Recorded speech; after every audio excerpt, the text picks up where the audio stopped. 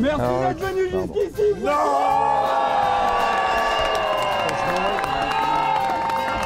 Ouais, on y va. Pardon. Finalement, voilà, le bateau, il a survécu, il avait envie d'aller au bout. Moi aussi, j'avais envie d'aller au bout, on a trouvé les solutions. Et voilà, ça m'a un peu pesé, mais je me suis battu jusqu'au bout. Et voilà, on a réussi à remettre en route de l'électronique, à remettre en route le bateau pour que ça fonctionne. Et voilà, et c'était pas toujours facile.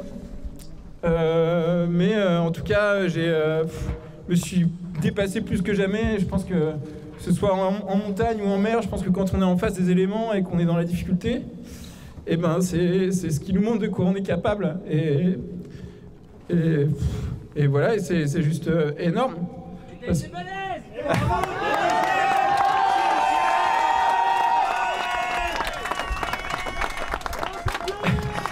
Merci. Non, je me rends pas bien compte justement, et je pense que j'ai jamais voulu me rendre compte parce que mon objectif c'était d'être à fond quoi, et voilà, et poignée dans l'angle et on verra bien ce qui se passe à l'arrivée. Et finalement c'est un excellent résultat. Quand on voit, voilà, ça a bien changé le Vendée Globe quand même, quand on voit le niveau du plateau sportif qui est en jeu sur cette course aujourd'hui, c'est quelque chose de, voilà, c'est vraiment de la compétition de haut niveau quoi, et donc je me disais voilà humblement que j'aimerais bien faire un top 10, et honnêtement au fond de moi-même je me disais avec le plateau, les bateaux qu'il y a en face, etc., est-ce que c'est vraiment réalisable?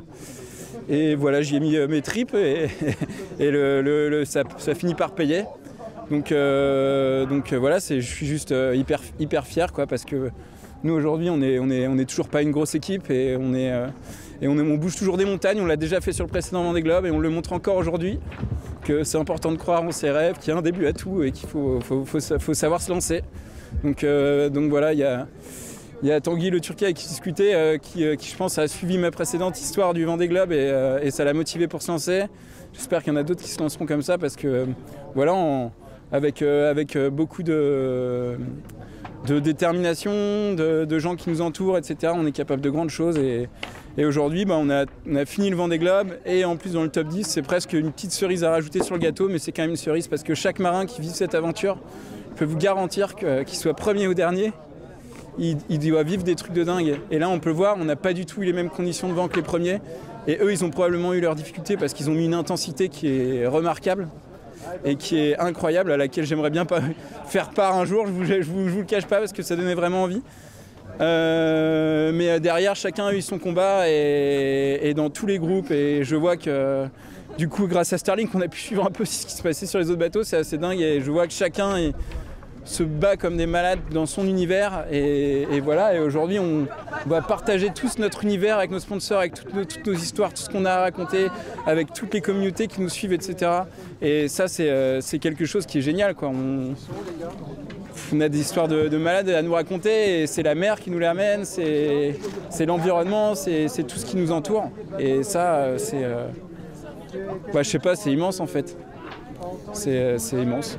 Il y a ces retrouvailles là avec tout le monde. Qu'est-ce qui se passe au fond de toi là Qu'est-ce qui se passe au fond de moi écoute, je sais pas trop parce que jusqu'à hier, je pensais les retrouver hier.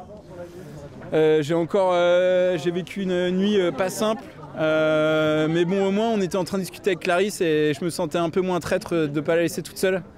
Parce que c'est vrai que voilà, on discutait, elle me dit ah, toi tu vas réussir à passer, et moi je vais me retrouver toute seule en mer et tout. Et c'est vrai que c'était.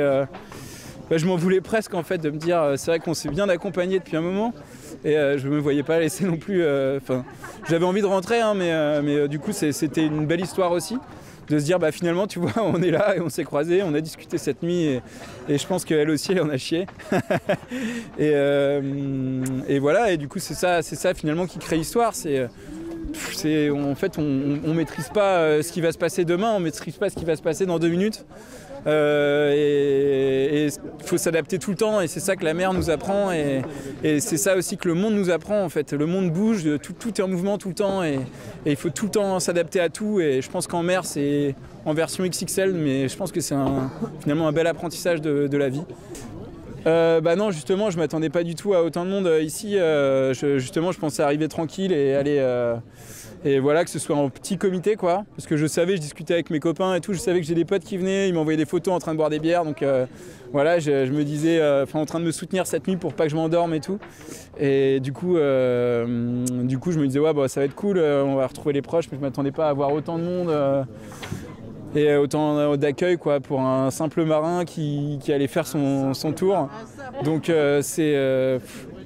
c'est juste c'est énorme quoi. Et en plus double dose au sable à la maison. Ce qui est le plus dingue, c'est que je termine ici alors qu'en fait les sables c'est chez moi et je suis vendéen et j'habite là-bas et en fait j'en rêve de Sional parce que déjà la dernière fois c'était le Covid et tout le monde avait bravé les interdits, il y avait quand même du monde et déjà j'étais hyper reconnaissant et là bam, une fois de plus toujours pas libre d'arriver à la maison peinard quoi.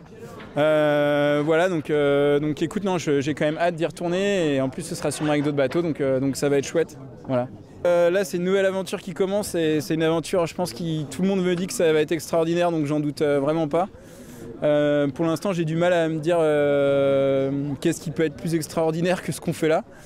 C'est sûr que c'est déjà assez dingue, mais quand je vois déjà tout l'amour qu'on porte à un ventre pour l'instant, avec Mathilde, ma compagne, je doute pas que ça va être une aventure de dingue et j'ai tellement hâte de vivre ça aussi.